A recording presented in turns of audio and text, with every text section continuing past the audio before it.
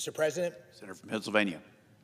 Mr. President, I rise today in support of the Save America Act. I've heard a lot of hysteria, hyperbole, and sadly, falsehoods about this bill, which have created a good deal of confusion. And frankly, a lot of the issues have become muddled. I think we've lost sight of what we're really debating in this chamber. So today, I'd like to dispel a few myths about the Save America Act and address the legitimate questions raised or voiced by some of my colleagues. But first, I want to make sure we all understand how important this issue really is. Mr. President, I consider myself uniquely qualified when I say that every vote matters. In 2022, I lost my first statewide election in Pennsylvania by 950 votes. That's 14 votes per county. I won my second election in 2024 by 15,000 votes of over 7 million cast. These incredibly narrow races, each of which had electoral issues of their own, show just how important it is that our elections run smoothly, fairly, and only legitimate votes are counted. And right now, we must not pretend that all elections in America meet this important standard. Just last year, in my home state of Pennsylvania, Chester County officials mistakenly omitted 70,000 third-party votes from the voter rolls. Registered voters were turned away at the polls, and an unknown number of unverified voters were cast regular ballots. Every single time Americans hear about election problems like Chester County, they rightly question the integrity of our electoral process. It should come as no surprise to us that according to a recent Scripps and Ipsos poll, more than half of Americans, are concerned about non-citizens voting, and more than half fear electoral fraud. The bottom line is we cannot stand in this chamber and claim there is not a problem. There is a problem, and the people who put us here agree. Colleagues, we have a duty to root out the source of this distrust and restore the integrity of our democratic process. As we celebrate America's 250th anniversary, we must not put to chance what John Adams called, and I quote, the primary right by which all other rights are protected, end quote. And that is why I support Senator Lee's Save America Act. This bill will not fix every issue with our elections, but it does three critical things. First, it prevents non-citizens from voting by requiring people to show proof of citizenship when registering to vote, and to show a government-issued photo ID when casting a ballot. Second, it directs the states to remove non-citizens from their voter rolls by mandating regular reviews of those lists and giving states the abilities and the tools to accomplish this critical task. And finally, it improves accountability by strengthening the enforcement of the current law and imposing penalties on election officials who violate the law by registering non-citizens to vote. Now, the requirements for voter ID and proof of citizenship in particular have been twisted and misrepresented.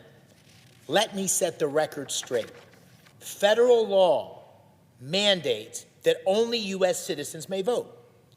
However, under the Supreme Court's interpretation, voters are not required to show proof of citizenship.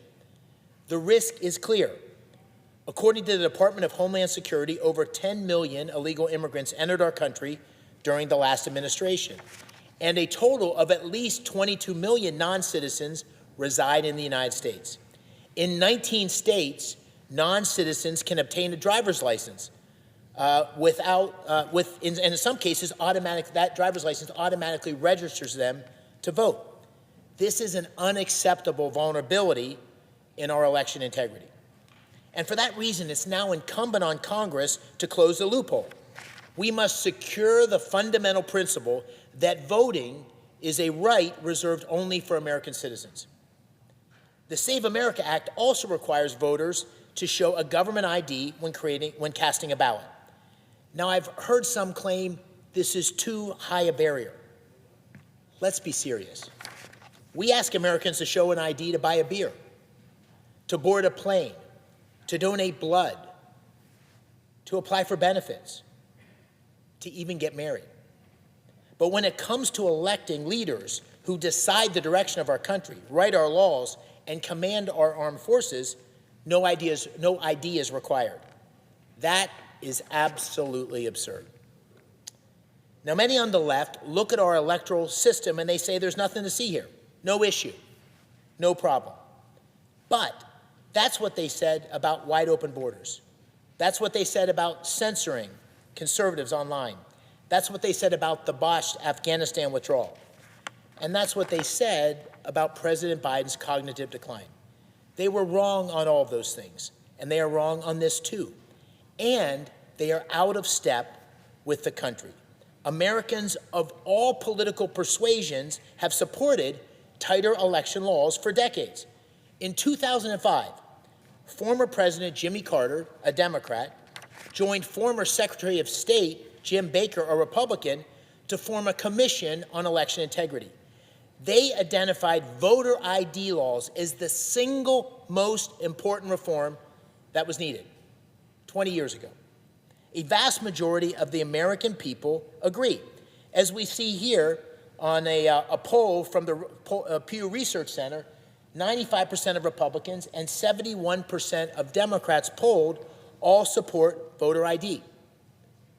My friends, if an 80-20 issue such as this cannot get 60 votes in this 100-person chamber, something is amiss.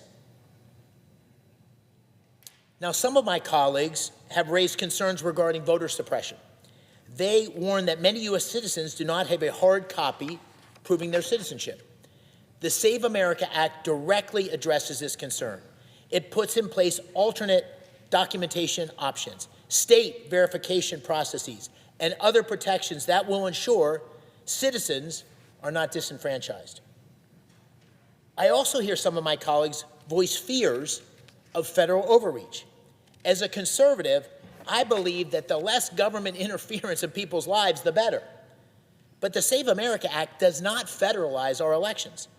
Article 1, Section 4 of the Constitution makes clear that while states determine the time, place, and manner of federal elections, the Congress, and I quote, may at any time by law make or alter such regulations, end of quote.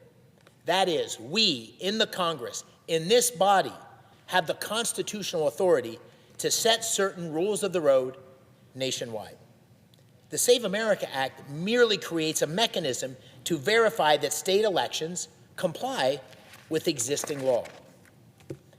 Now, there's other electoral reforms that are also necessary and critical, including Senator Hagerty's proposed Equal Representation Act, which I'm proud to co-sponsor. It ensures that the census does not count non-citizens when determining congressional seats and electoral college votes. Frankly, I worry.